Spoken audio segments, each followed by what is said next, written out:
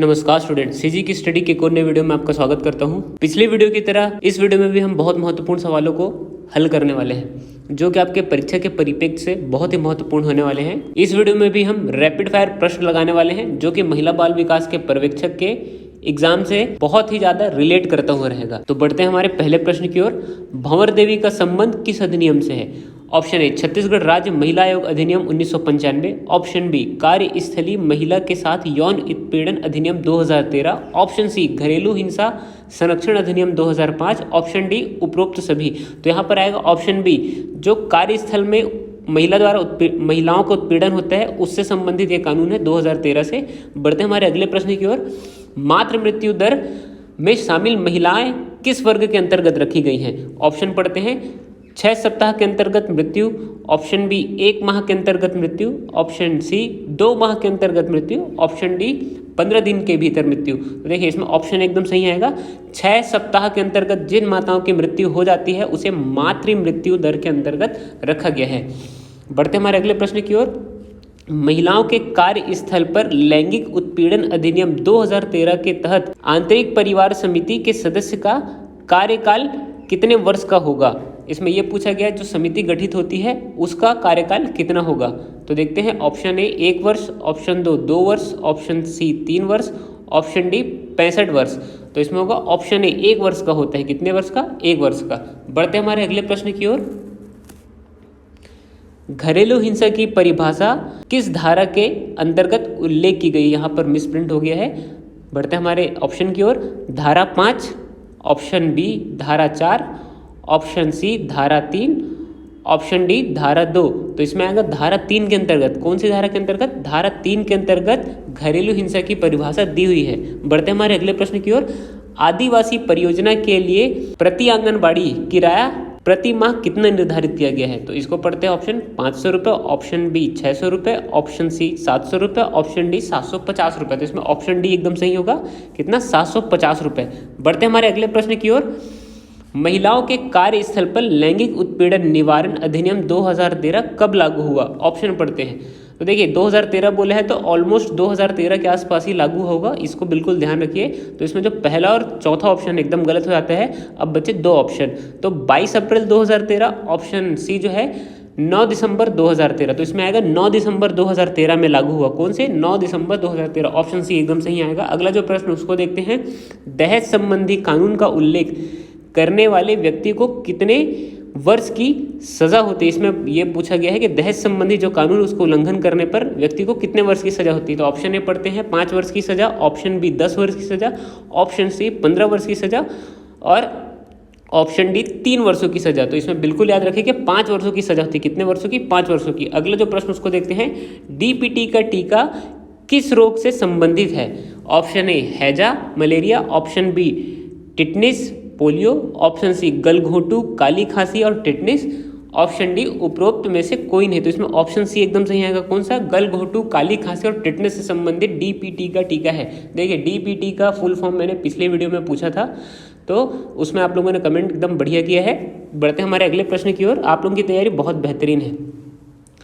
पोषण अभियान के ICT RTM घटक के अंतर्गत निर्धारित लक्ष्य को प्राप्त किए जाने पर प्रति महीने आंगनबाड़ी कार्यकर्ताओं को प्रोत्साहन राशि कितनी मिलती है? तो बिल्कुल याद रखिए ये बहुत महत्वपूर्ण प्रश्न है। इस प्रकार के घुमाने वाले प्रश्न जरूर आएंगे। तो इसमें ऑप्शन पढ़ते हैं 500 रुपये, ऑप्शन बी 1000 रुपये, ऑप्शन सी 1500 रुपये, ऑप्शन डी 2000 रुपये। तो यहाँ पर कितना आएगा? 500 रुपये। ऑप्शन एकदम सही आएगा। अगला प्रश्न देखते हैं। वजन त्योहार में वजन कराते समय लाल रंग का आना किसका सूचक है? देखिए ये भी बहुत महत्वपूर्ण आता है। इसमें 3-4 रंग होते हैं जिसके हिसाब से बच्चों के सुपोषण और कुपोषण का निर्धारण किया जाता है। ऑप्शन पढ़ने से पहले अगर आपने हमारे चैनल को सब्सक्राइब नहीं किया तो नीचे देखिए लाल रंग से संबंधित है तो नीचे एक लाल कलर का सब्सक्राइब लिखा हुआ आ रहा होगा तो उसको टच कर दीजिए ताकि आप हमारे परमानेंट मेंबर बन सके। इस प्रकार के प्रश्न हम आपके लिए रोज लाते रहेंगे।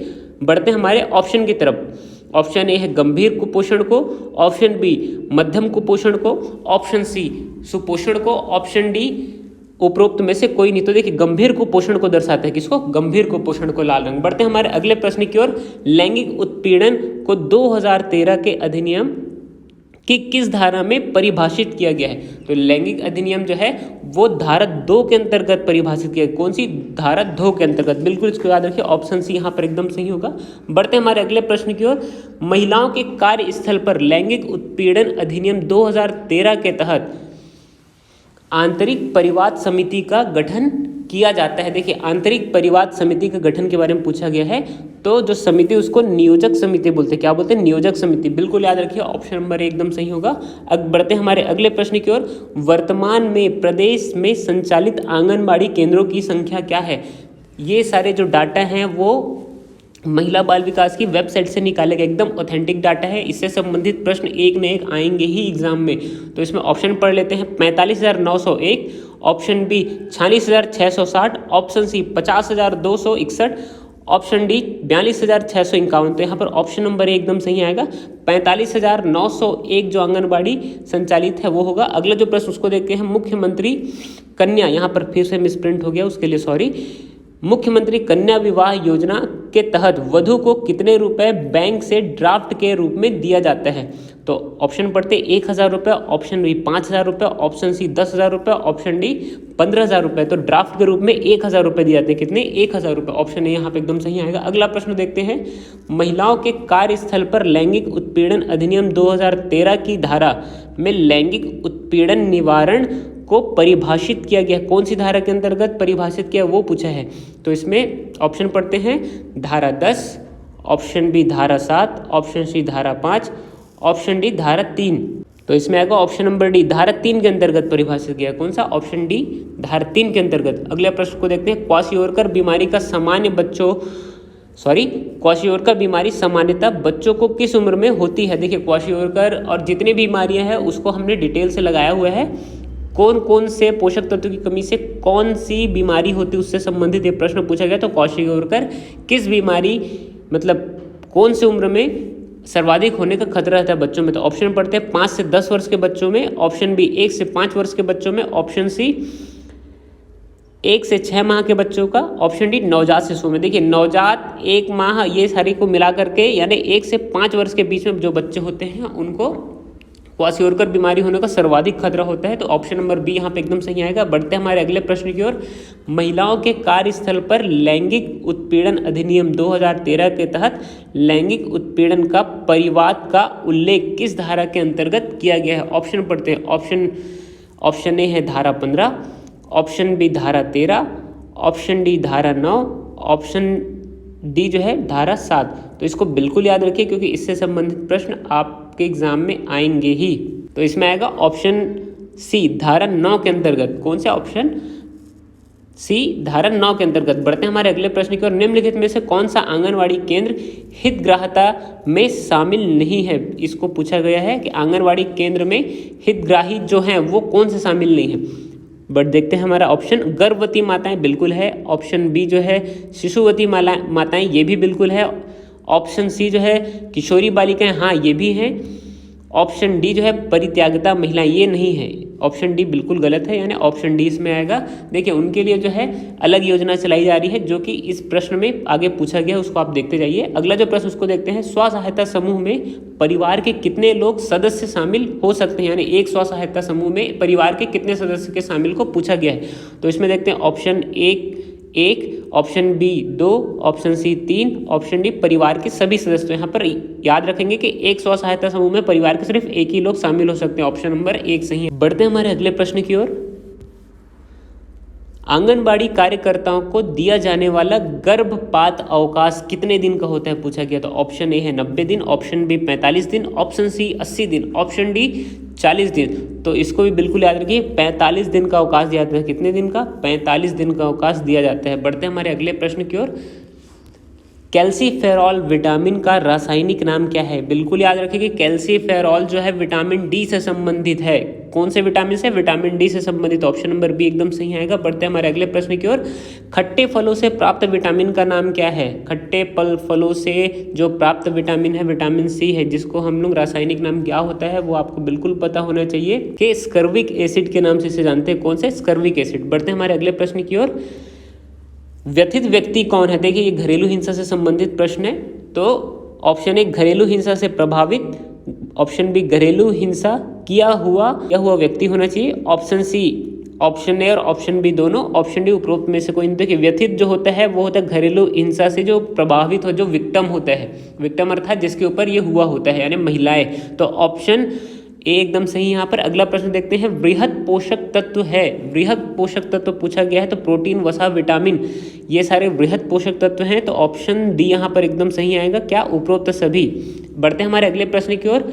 प्रदेश में पूरक पोषण हेतु रेडी टू ईट फूड का निर्माण एवं उसका प्रदान किस संस्था के द्वारा किया जाता है? ऑप्शन ए पढ़ते हैं आंगनबाड़ी कार्यकर्ताओं द्वारा, ऑप्शन बी महिला स्व सहायता समूह द्वारा, ऑप्शन सी राज्य सरकार द्वारा, ऑप्शन डी केंद्र सरकार द्वारा। देखिए इसका जो निर्माण होता है वो महिला स्व सहायता समूह द्वारा होता है, बिल्कुल याद रखिए। बढ़ते हमारे अगले प्रश्न की ओर।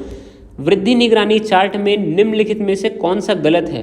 तो ऑप्शन पढ़ते हैं, हरी पट्टी सामान्य वर्ग, ऑप्शन बी पीली पट्टी कम वजन वाले बच्चे या मध्यम कुपोषित बच्चे, ऑप्शन सी नारंगी पट्टी अत्यधिक कम वजन या गंभीर कुपोषित बच्चे, ऑप्शन डी गुलाबी पट्टी स्वस्थ बच्चे। तो देखिए ये जो होता है इसमें गुलाबी पट्टी होती ही नहीं है, तो ये ऑप्शन नंबर जो है डी एकदम गलत होगा, यानी ऑप्शन डी यहाँ पर लिया जाएगा। अगला जो प्रश्न उसको देखते हैं, बच्चों का वजन 3 वर्ष से 5 वर्ष तक कितना ग्राम प्रति माह बढ़ना चाहिए?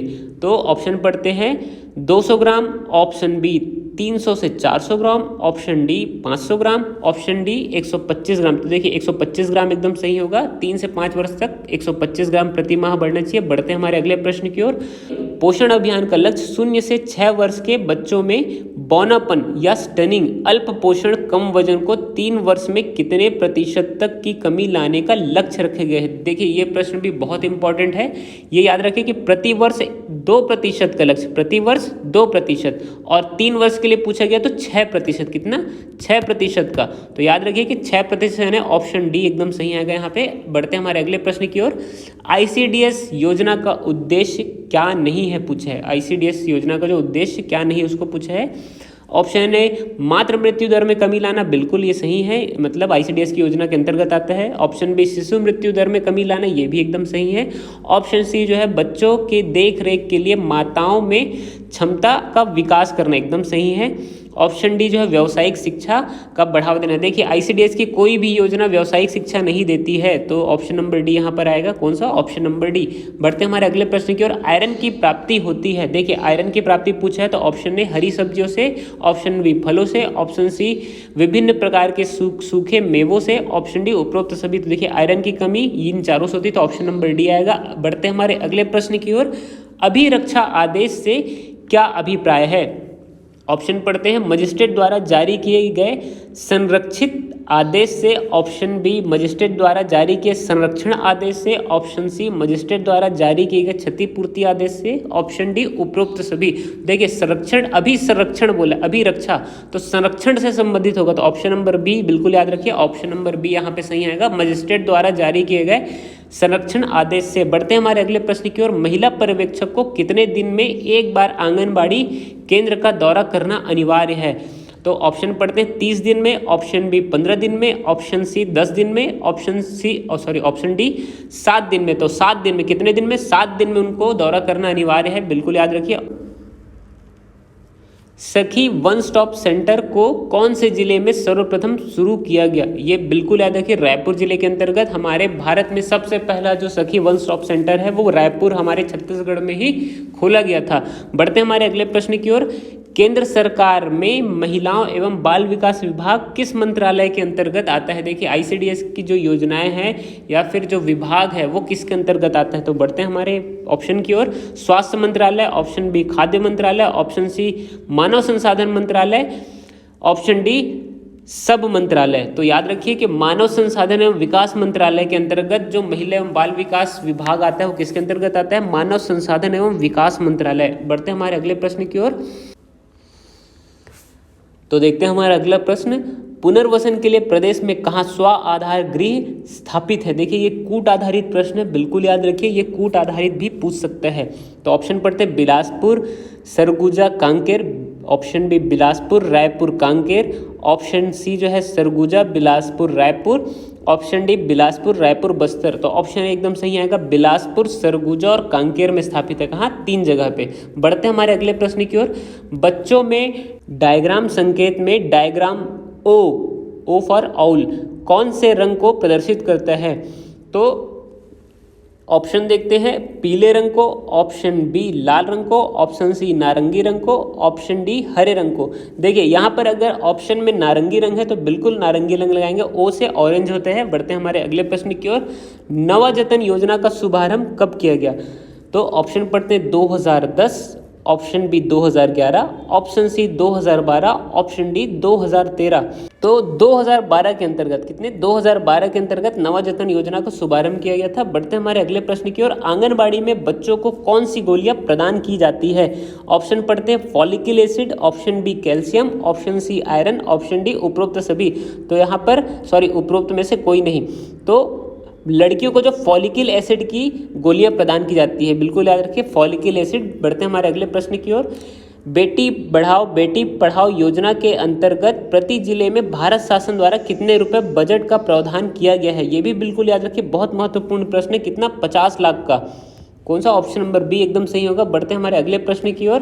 प्रधानमंत्री वंदना योजना के अंतर्गत गर्भवती होने पर पंजीयन कराने के पश्चात कितनी राशि प्राप्त होती है? तो कितनी राशि प्राप्त होती है पंजीयन कराने के बाद? 1000 रुपये। ये जो है किस्त किस्त में आती है, तो बिल्कुल याद रखिए 1000 रुपये प्राप्त होती है। बढ़ते हैं हमारे अगले प्रश्न की ओर।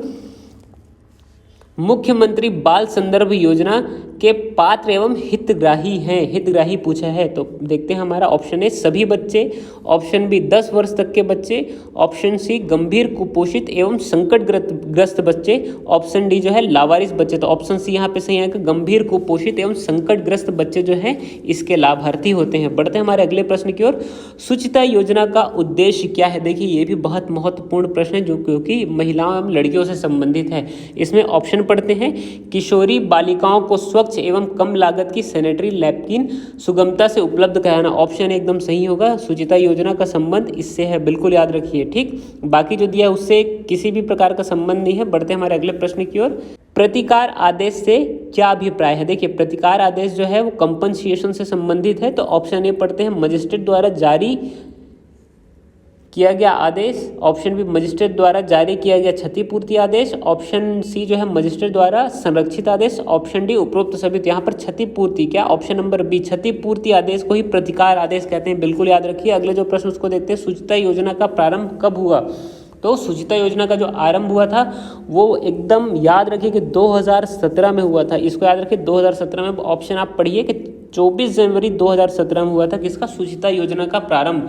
शुचिता योजना का जो उद्देश्य है वो थोड़ी देर पहले हमने पढ़ा। बढ़ते हैं हमारे अगले प्रश्न की ओर। बच्चों को विटामिन की प्रथम खुराक किस उम्र में दी जानी चाहिए? विटामिन ए से संबंधित है ये। यहाँ पर बिल्कुल याद रखिए कि 9 से 12 महीने में बच्चों को विटामिन ए की खुराक दी जानी है। कितना? 9 से 12 महीने में। बढ़ते हैं हमारे अगले प्रश्न की ओर। निम्नलिखित में से कौन सा आंगनबाड़ी कार्यकर्ता का दायित्व नहीं है?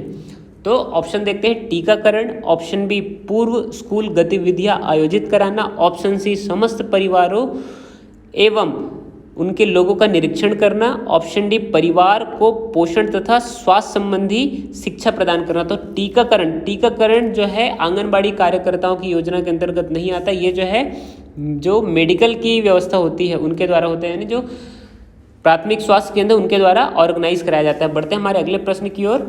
बालक और कुमार श्रम अधिनियम 1986 के तहत कुमार किसे कहते हैं? तो देखिए कुमार से संबंधित, अभी तक बालक से संबंधित है। तो 14 वर्ष से कम के बच्चे बालक कहलाते थे। अब यहाँ पे याद रखिए कि जो 18 साल तक के बच्चे हैं, यानी 18 साल से जो कम उम्र के बच्चे वो क्या कहलाएंगे? कुमार। तो बढ़ते हमारे अगले प्रश्न की ओर। दहेज अधिनियम 2004 के अंतर्गत दहेज गतिशील अधिकारी को शिकायत की जाती है, यानी इसमें यह पूछा गया है कि दहेज से संबंधित शिकायत किस प्रकार से अधिकारी को की जाए। ऑप्शन ए पढ़ते हैं, लिखित संदेश देकर, ऑप्शन बी लिखित संदेश डाकघर द्वारा संदेश भेज करके, ऑप्शन सी लिखित संदेश किसी संदेश वाहक द्वारा भेजकर, ऑप्शन डी उपरोक्त सभी। तो देखिए जो दहेज के लिए शिकायत आप किसी भी प्रकार से कर सकते हैं, यहाँ तक कि अभी टोल फ्री नंबर भी उपलब्ध है, तो आप उससे भी कॉल करके शिकायत कर सकते हैं। 112 में कॉल करेंगे इमरजेंसी नंबर पे, तो उसमें भी आप शिकायत कर सकते हैं। बढ़ते हैं हमारे अगले प्रश्न की ओर। नवविहान योजना का संबंध किससे है? तो ये भी बहुत महत्वपूर्ण प्रश्न है जिसको आप मेरे कमेंट सेक्शन में बताइए कि नवविहान योजना का संबंध किससे है, क्योंकि सारे प्रश्न के उत्तर मैंने दे दिए हैं। अब ये वाले प्रश्न आपका दायित्व बनता है कि ये प्रश्न का उत्तर दीजिए। देखिए ये एग्जाम में आ जाएगा तो आपका नुकसान हो जाएगा। बिल्कुल इसको खोज करके मेरे को कमेंट सेक्शन में बताइए, तभी मैं समझ पाऊंगा कि आप तक ये वीडियो पूरी तरीके से पहुंच रहा है। मिलते हैं हमारी अगली वीडियो में, तब तक के लिए धन्यवाद। और अगर अभी तक आपने हमारे चैनल को सब्सक्राइब नहीं किया है तो नीचे जो सब्सक्राइब लिखा आ रहा है रेड कलर में, उसको टच कर दीजिए ताकि हमारा चैनल आपसे सब्सक्राइब हो जाए।